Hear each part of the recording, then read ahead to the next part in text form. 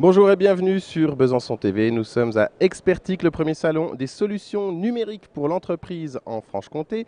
Salon organisé par Franche-Comté Interactive qui coordonne également le Carrefour des possibles en région Franche-Comté. Pour en parler, je reçois Denis Pansu. Bonjour Denis. Bonjour. Alors Denis, vous êtes coordinateur du réseau des Carrefours des possibles qui est un réseau international.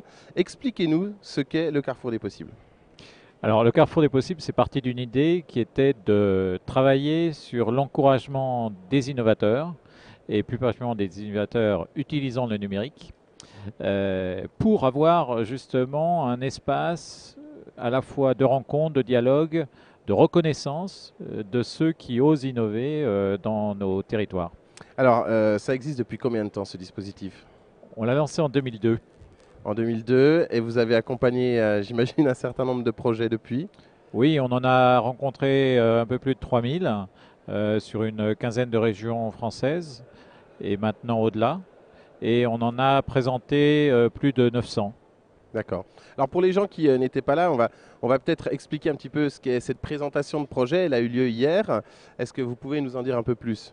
Oui, alors ce que je peux déjà préciser, c'est qu'au-delà de la présentation publique qui s'est déroulée à Expertic, eh bien, il y a tout un processus au préalable qui a commencé par un comité de repérage régional, suivi de briefs de projets qui étaient candidats et d'une sélection et d'un atelier de scénarisation avec les projets sélectionnés qui ont été présentés hier. Ce qui est intéressant, c'est que dans le brief de présélection, c'est un temps que l'on prend avec les projets, où les projets dialoguent entre eux, c'est un temps collectif.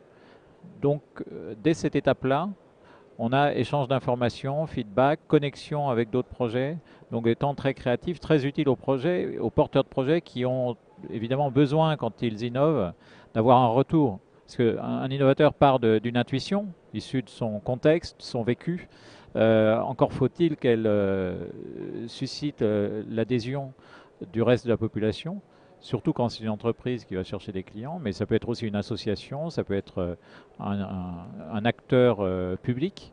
Et donc le Carrefour va justement permettre de façon à la fois vivante, informelle et stimulante d'avoir un écho sur son projet. Donc même si le projet d'une certaine manière n'est pas sélectionné, tout ce travail en amont qui va être de rencontrer, d'avoir du feedback parce qu'on rencontre d'autres projets, c'est déjà extrêmement bénéfique pour les porteurs de projets. Exactement. Et surtout que l'originalité du Carrefour, c'est de travailler dans la diversité. Diversité des porteurs de projets, diversité des stades de maturité des projets, diversité des technologies mobilisées, diversité des contextes d'usage. Donc, ce qui fait qu'au Carrefour, finalement, on rencontre des gens qu'on n'aurait jamais l'occasion de rencontrer autrement que dans son cercle de proximité. Alors plus particulièrement à Besançon, il y a eu combien de, enfin en Franche-Comté, il y a eu combien de projets sélectionnés? Alors, 10, sachant qu'on est parti d'une trentaine à peu près de candidatures. C'est en général ce qui se passe sur les territoires avec lesquels on travaille. Le comité de repérage a pour objectif justement d'inciter des porteurs de projets à se porter candidat. Et donc, on a, je dirais, déjà des projets qui sont un peu ciblés, mais ce qui nous intéresse, c'est d'ouvrir le plus possible. Donc, le Carrefour peut vraiment être utilisé, employé par tout porteur de projet dès lors qu'il y propose un scénario inédit, innovant, qui utilise le numérique. Donc ce n'est pas obligatoirement des projets dont le cœur de métier est le numérique. Mais Ça peut être d'autres activités, mais qui utilisent intelligemment, de façon inédite, le numérique. le numérique. Alors ma question suivante, c'est une idée, c'est un projet pour vous? C'est-à-dire, à partir de quand, entre guillemets, je peux venir me présenter porteur de projet à vous en disant, bah voilà, moi j'ai envie de rencontrer, je pense avoir des idées, j'ai envie de croiser, j'ai envie de développer. Comment ça se passe? Il faut avoir Alors, déjà quelque chose? dans le Carrefour, il y a un mot-clé qui est le scénario d'usage. Qu'est-ce que c'est qu'un scénario d'usage? C'est finalement une utilisation du numérique qui soit innovante, mais qui est racontée sous l'angle de l'utilisateur. D'accord. Donc, on accepte des projets qui en sont au stade de l'idée, à condition qu'il y ait un scénario construit. Donc, c'est pas simplement j'ai une techno, elle est géniale, mais je ne sais pas quoi en faire.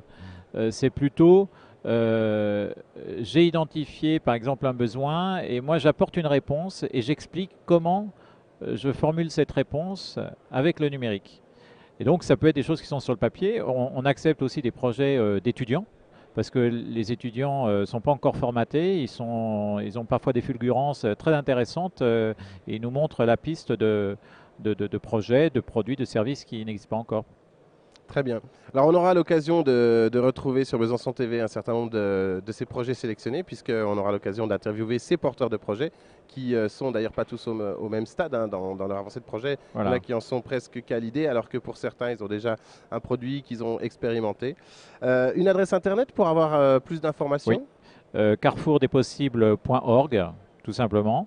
Et je précise d'ailleurs que la candidature est ouverte en permanence. Donc tout projet franc-comtois peut dès maintenant s'inscrire à la fois sur l'édition Franche-Comté, sur les autres régions, puisque c'est un réseau régional, donc chacun est indépendant dans sa sélection, et ce qui permet d'avoir autant d'opportunités de contact.